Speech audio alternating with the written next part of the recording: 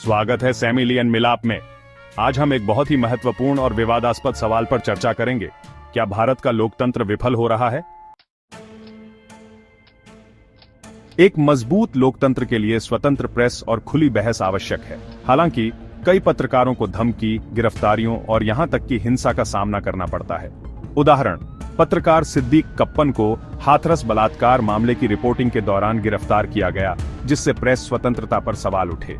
इसी तरह राणा अय्यूब और अन्य स्वतंत्र पत्रकारों को उनके खोजी कार्यों के लिए लगातार ऑनलाइन उत्पीड़न और कानूनी परेशानियों का सामना करना पड़ रहा है।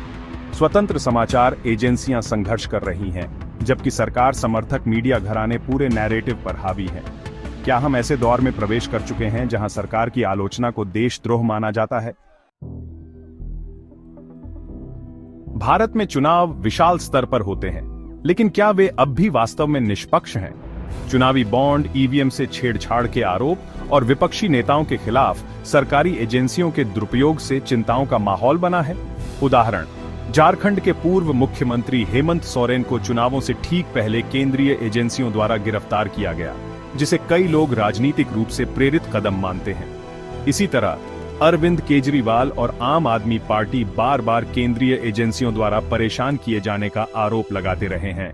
क्या चुनाव अब सिर्फ एक औपचारिकता बन गए हैं, जहां सत्ता केवल कुछ लोगों के हाथों में केंद्रित होती जा रही है?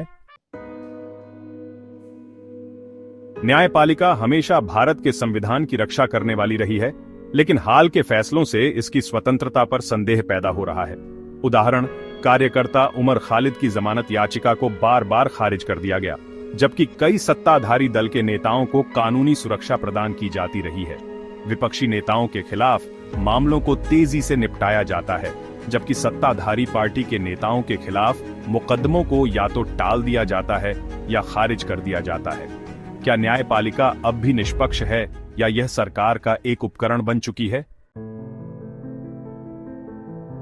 भारत में हमेशा से सांप्रदायिक और जातिगत विभाजन रहे हैं, लेकिन क्या अब इन्हें राजनीतिक लाभ के लिए जानबूझकर बढ़ावा दिया जा रहा है? हेट स्पीच, दंगे और मॉब लिंचिंग अक्सर बिना सजा के रह जाते हैं, जिससे अल्पसंख्यकों और हाशिए पर रहने वाले समुदायों में असुरक्षा की भावना बढ़ रही है।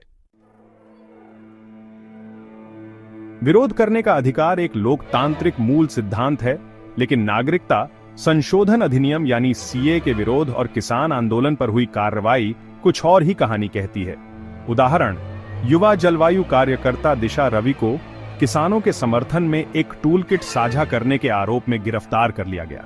इसी तरह सैकड़ों प्रदर्शनकारियों को कठोर कानूनों के तहत हिरासत में लिया गया, जिससे मानवाधिकारों के हनन की चिंता बढ़ गई। प्रदर्शनकारियों को अक्सर देशद्रोही या अर्बन नक्सल कहा जाता है। अगर असहमति को कुचल दिया जाए तो क्या हम इसे अब भी लोकतंत्र कह सकते हैं? लोकतंत्र का उद्देश्य जनता का प्रतिनिधित्व करना है, लेकिन सत्ता कुछ राजनीतिक परिवारों तक ही सीमित रह गई है। साथ ही बड़े कॉरपोरेट घराने नीतियों को प्रभावित कर रहे हैं, जिससे अमीर और गरीब के बीच की खाई बढ़ रही है। उदाहरण, अरबपति उद्योगपति गौतम अडानी और सरकार के करीबी संबंधों को लेकर कई सवाल उठे हैं।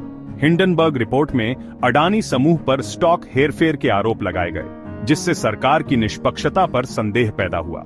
क्या लोकतंत्र अब सिर्फ शक्तिशाली लोगों के लिए ही रह गया है?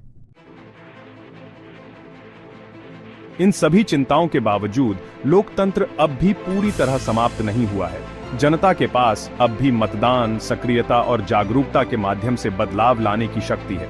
लेकिन अगर मौजूदा रुझान जारी रहे तो भारत के लोकतंत्र की नींव खतरे में पड़ सकती है। तो क्या भारत का लोकतंत्र विफल हो रहा है, या यह सिर्फ एक कठिन दौर से गुजर रहा है? अपने विचार नीचे कमेंट करें। आइए अपने महान राष्ट्र के भविष्य पर चर्चा करें। सैमिली और मिलाप को लाइक, शेयर और सब्सक्राइब करें, ताकि हम और भी विचारोत्तेजक चर्चाएं ला सकें।